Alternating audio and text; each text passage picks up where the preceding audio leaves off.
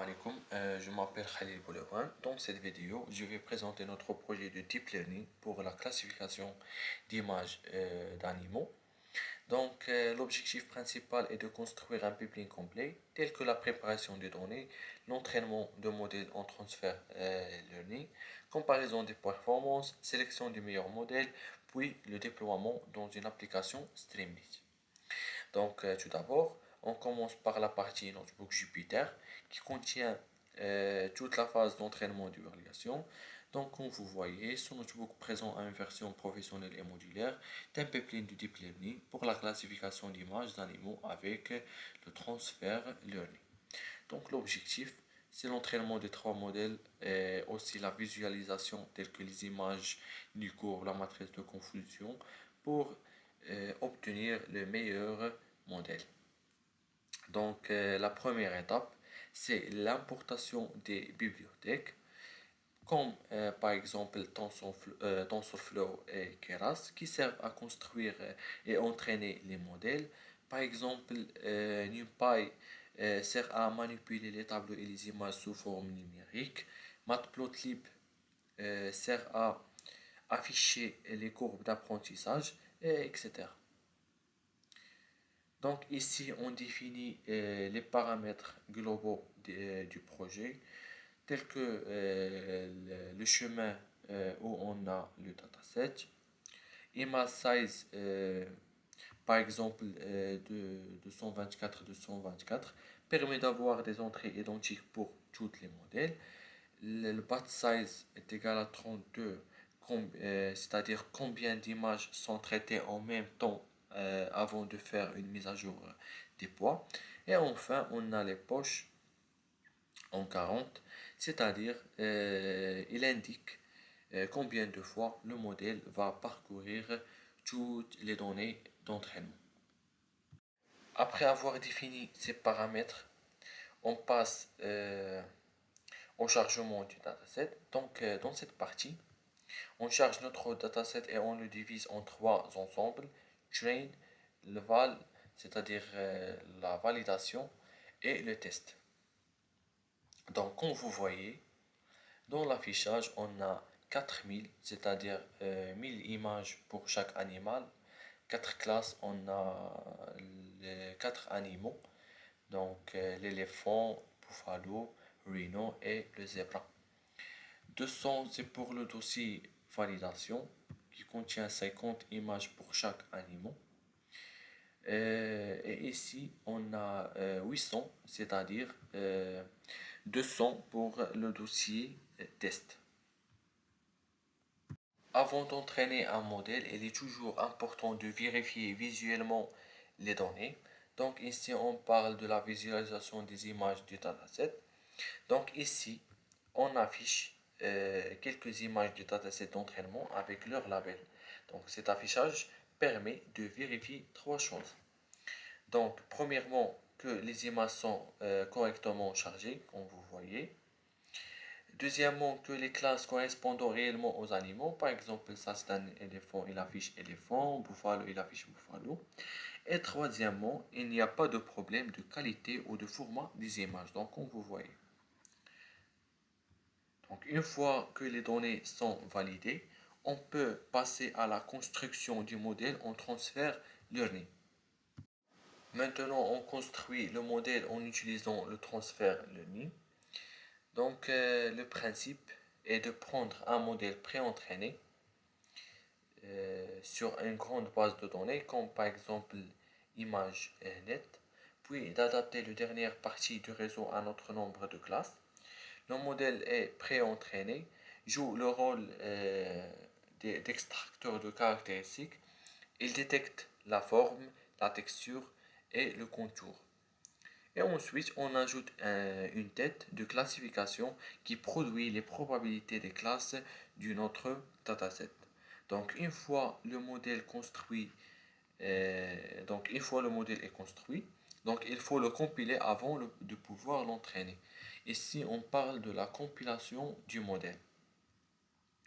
On compile le modèle en définissant la fonction de perte, comme vous voyez, loss, l'optimiser et les métriques. l'optimiseur pardon et le métrique. Donc la fonction de perte mesure l'erreur entre la prédiction et la vraie classe.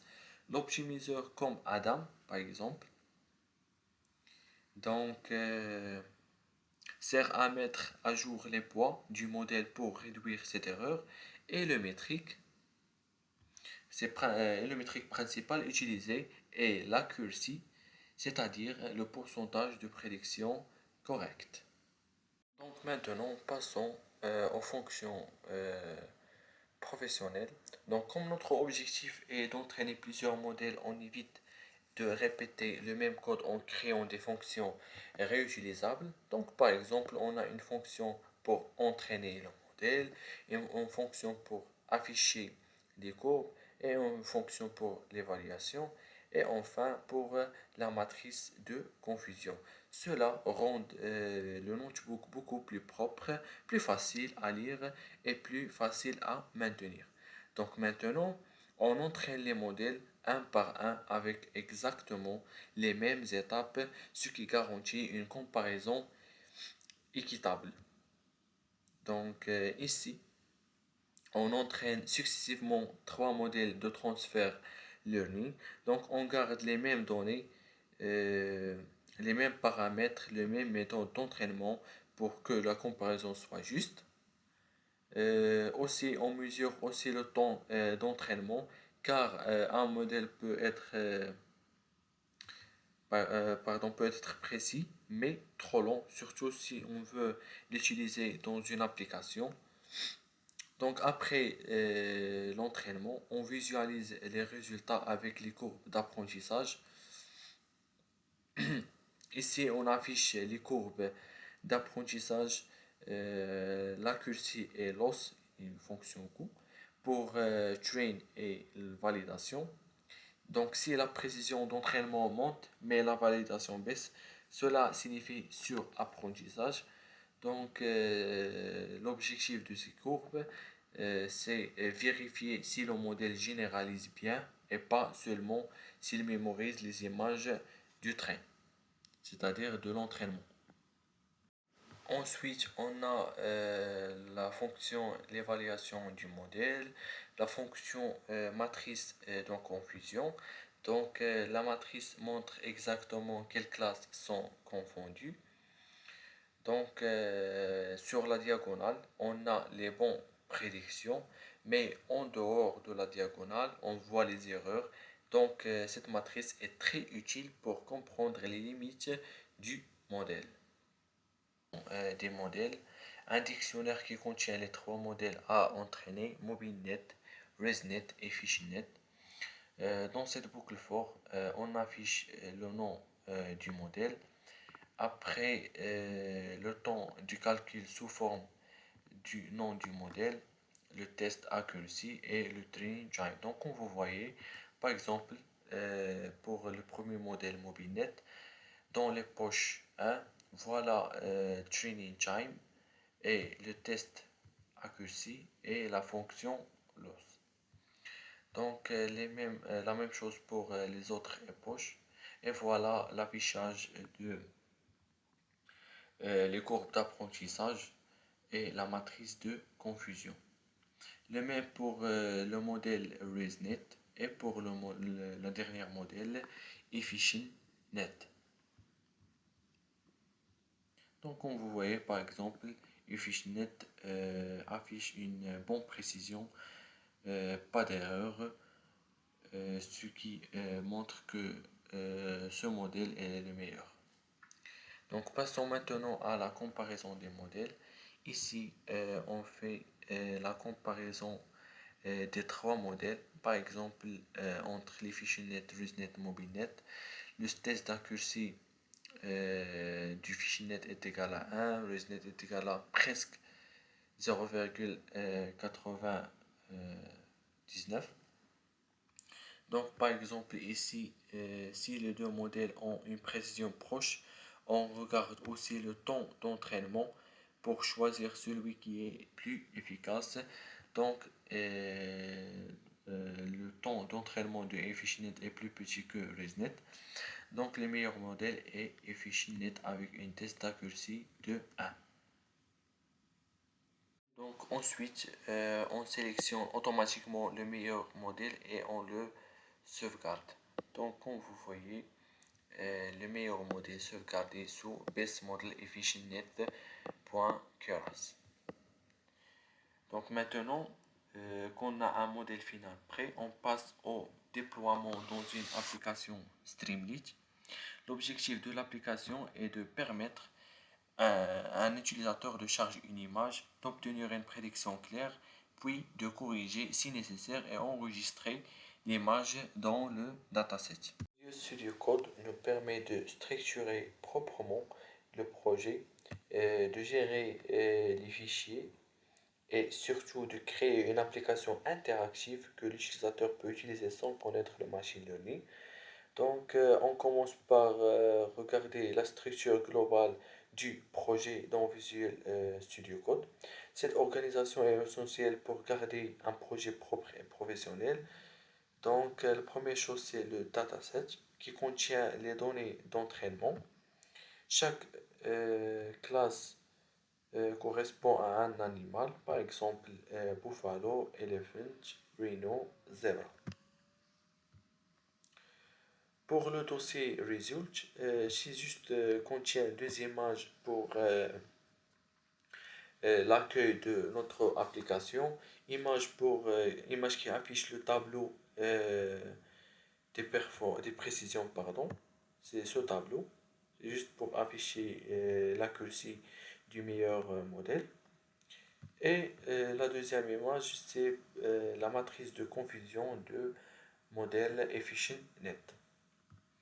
Après, on a l'app.py, c'est le corps de l'application Streamlit. Le best model efficient, c'est le modèle entraîné et sauvegardé. Et enfin, on a requirement.txt, contient les bibliothèques nécessaires pour exécuter l'application. Donc, une fois la structure place, on assure que toutes les bibliothèques nécessaires sont bien définies grâce à ce fichier. Donc, ce fichier permet de garantir que l'application fonctionne de la même manière sur n'importe quelle machine. Donc, il suffit d'une seule commande pour installer tout l'environnement nécessaire. Passons maintenant à l'application. Donc, première étape, on commence par importer toutes les bibliothèques nécessaires, puis on définit les paramètres globaux de l'application, par exemple la définition du chemin, aussi la class names, il faut mettre les classes en ordre exact utilisées pendant l'entraînement. On charge le modèle, chargement du modèle ici, le best model. Aussi, on a la définition de la taille de l'image.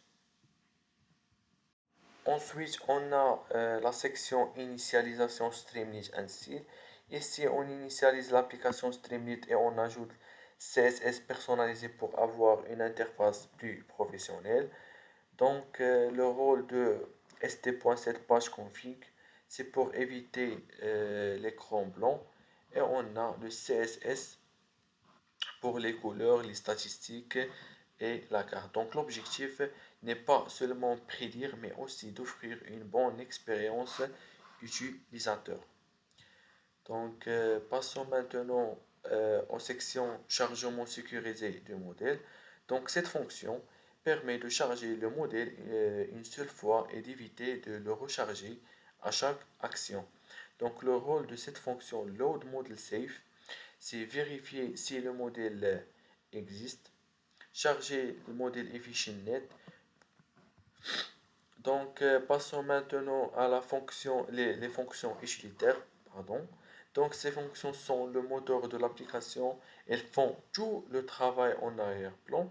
Donc, par exemple, on a la fonction fetch image from URL, permet de récupérer une image depuis l'Internet.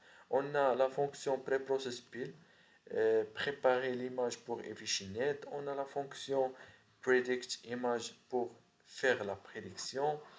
la fonction save image to train pour enregistrer l'image corrigée. Et à la fin, on a la fonction count image in train pour afficher les statistiques. Donc passons maintenant à la section gestion de l'état, donc session state. Streamlit fonctionne par rafraîchissement, c'est-à-dire une mise à jour.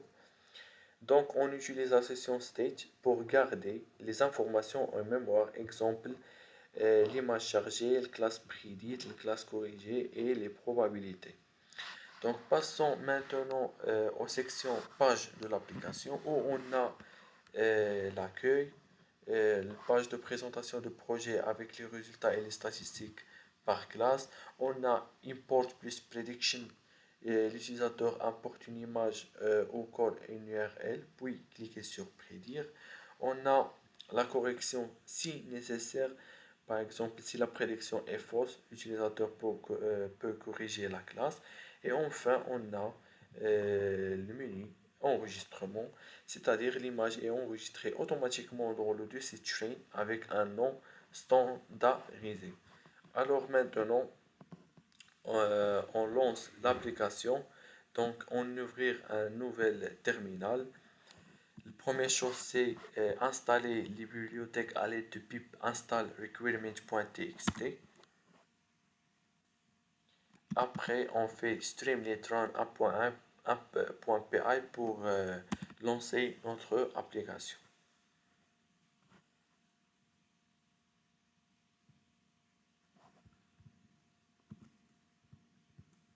Alors, comme vous voyez, voilà l'accueil d'une autre application. Donc ici, on a une présentation et les fonctionnalités de notre projet. Ici, la matrice de confusion de notre meilleur modèle qui est Best Model EfficientNet.class. Ici, on a la classe de notre dataset. Ici, le tableau du meilleur modèle. Donc, comme vous voyez, le meilleur modèle, c'est EfficientNet. C'est juste l'affichage qu'on a déjà vu. Et au-dessous, on a les animaux classifiés, c'est-à-dire par exemple l'animal buffalo. On a 1001 images dans le dataset train, même l'éléphant, rhino. Donc, il affiche le nombre des images dans le dataset. Ici, on a le bouton réactualiser, c'est pour faire une mise à jour de l'application. Donc, passons maintenant à le deuxième choix, c'est Import plus Prediction. Donc, on attend pour charger notre modèle. Donc, ici, on a les deux choix, soit depuis l'ordinateur ou depuis un lien URL. Donc, par exemple, je charge maintenant une image, par exemple, de Buffalo depuis un lien URL, on copie le lien de l'image, on revient à notre application, on colle et on clique sur charger l'image depuis le lien. On attend un peu, l'image chargée. Donc voilà notre image. On clique sur prédire. On attend un peu et voilà. Le modèle reconnaît l'animal avec une confiance de presque 100%. Donc c'est une bonne prédiction. Si on veut enregistrer cette image dans le dataset, donc comme vous voyez dans l'accueil, on a 1001 images du buffalo. Donc on revient en enregistrement, on clique sur enregistrer maintenant. Et comme vous voyez l'image enregistrée, on clique sur l'accueil par exemple, et on a 1002 images. Donc si on vient au dataset Buffalo, dernière image, on trouve notre image. Donc si par exemple on veut faire une autre prédiction, par exemple une image d'un éléphant, on copie le lien de l'image, on revient à notre application, on colle, on charge depuis le lien, Et voilà l'image chargée, on fait la prédiction. Et voilà, c'est une prédiction correcte d'un éléphant, presque 100%. Si on veut l'enregistrer, on clique sur enregistrement et enregistrer maintenant. On vient en dataset éléphant, dernière image. Et voilà notre image. Si on veut tester avec depuis l'ordinateur, on clique sur Browser File, on vient sur par exemple l'image de zebra, on ouvre cette image, on clique sur Prédire, et voilà, c'est un zebra à 100%. On clique sur Enregistrer cette image maintenant, et voilà, l'image a été enregistrée. Donc, comme vous voyez,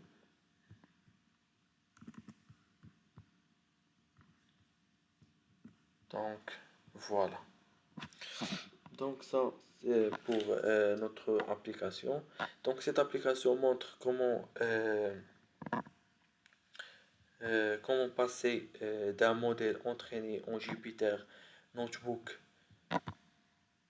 à une application complète, interactive et évolutive, prête à être utilisée dans un contexte réel. Et merci.